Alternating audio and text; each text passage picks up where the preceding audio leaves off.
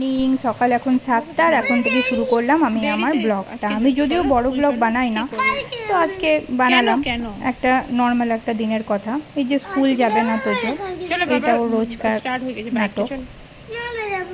চলো চলো good boy, চলো চলো শোনা চলো চলো চলো চলো। যাই হোক, কোনো রকমে মন খারাপ করতে করতে ওকে নিয়ে যাবো আমি স্কুলে। তোর বাবাও চলে এসছে বাইক নিয়ে,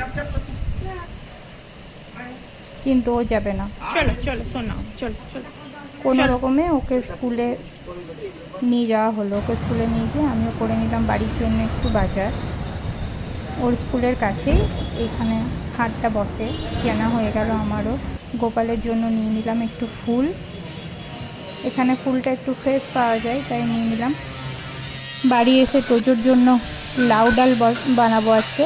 আমি মুগ কলাই দিয়ে তোজোর জন্য আজকে লাউ ডাল বানাচ্ছি। রোজ রোজ ওই ঝোল খেয়ে খেয়ে ও বোর হয়ে যাচ্ছে, সেই জন্য আজকে লাউ ডাল।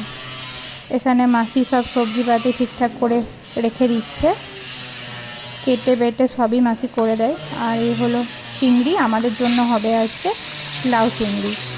ওই ভালো লাউটা এমনি নর্মালি কেউ খেতে চায় না, যদি অন্য কিছু দিয়ে ভালো করে বানানো হয় তাহলে সবারই ভালো লাগে। লাউ চিংড়ি হচ্ছে, আমি লাউ চিংড়িতে শুধু ইউজ করি আদা বাটা আর জিরে বাটা, আর কোনো কিছুই আমি দিইনি। এটাই হয়ে গেছে, একটু জিরে বাটা আর একটু আদা বাটা, আর কিছুই না। সিম্পলভাবেই আমি একটু বানাই যে কোনো খাবার। আর হবে আমাদের আজকে আলু পোস্ত, যেটা আমাদের বাড়িতে রোজই হয়। আলু পোস্ত আর মাছের টক বা মাছের ঝোল, এটা তো হবেই হবে। আর এখানে হচ্ছে মাছের টক হবে। এটা মাছের টকটাতে আমি একটু সর্ষে আর একটু তেঁতুল দিয়ে বানাবো। আর ভাতের মধ্যে দেওয়া হয়েছে করলা সেদ্ধ। বাস, আজকের মেনু খুব সিম্পল। ওই বক্সটা মাছের টকটা করিয়ে নিয়ে তারপরে তোজোও চলে এলো বাড়ি। তোজো আসার পর তো আর কোনো কাজই সম্ভব নয়, এবার আমি ওকে নিয়ে ব্যস্ত হয়ে গেলাম। বের করে দেখাও আমাকে,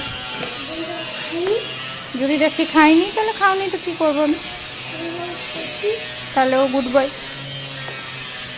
বের করো বের করো বের করো।